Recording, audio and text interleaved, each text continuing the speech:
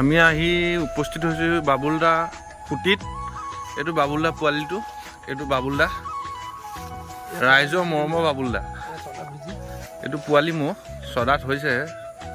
ৰাইজে মানে আশীৰ্বাদ কৰক যাতে ই বাবুলদাৰ ডাঙৰ মহটোৰ নিচিনা হৈ উঠে আৰু বাবুলদায়ো মানে তাকে বিচাৰিছে। বহুত মৰম কৰি পেলাই বেচেৰাক মানে আনিছে যাতে ডাঙৰ মহটোৰ নিচিনা ইয়াক বনাব পাৰে, আৰু বনাম বুলি বাবুলদাই প্ৰতিশ্ৰুতি দিছে আমাৰ আগত নেকি?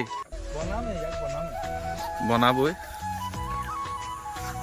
ইয়াক ইয়াত ৰাখিছে আৰু যোনটো ডাঙৰ আছে তাক ঘৰত ৰাখিছে।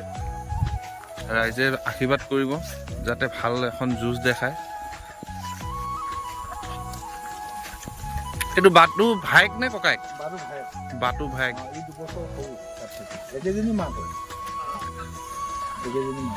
ঝিঙৰ বাটু বুলি কয় যে যাতাত মহটো আছে তাৰ ভায়েক হয় এইটো।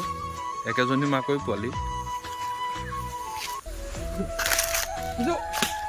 ইয়াক লৈ মানে এটা সপোন ৰচিছে আৰু বাবুলদাই।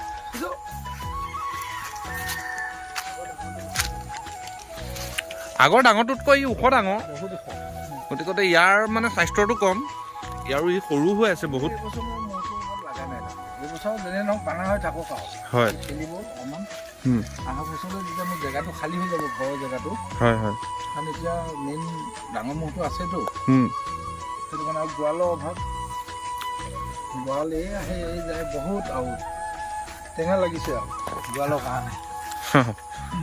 যিমান যি নিদিয়া কাম নাহে, পলাই পলাই পলাই গঁৰালৰ অভাৱো আছে। গঁৰাল বিচাৰিয়ে থাকোঁ। তাত দেখিলো হাঁহ চাহ বহুত কিবা কিবি আছে, চৰাই চিৰিকটি আপোনাৰ তাত ফাৰ্মত। নহয় এতিয়া গঁৰালবিলাক আহি থাকে, কিবা এটা খোৱা ঘৰুৱা কলবাৰীৰ পৰা ধূলি গাঁৱৰ পৰা সত্যপথ আহিছে, হাঁহ এটা মাৰি খাই আছে। হয়, হাঁহ এটা ফটকে কিনি দিব নোৱাৰিম নহয়। সেইটো কাৰণে বস্তু ৰাখি লৈছোঁ। 3 কেজি বা 4 কেজি কিনি লৈ আহোঁ, 6টা-7টা মুৰ্গী পোৱালি।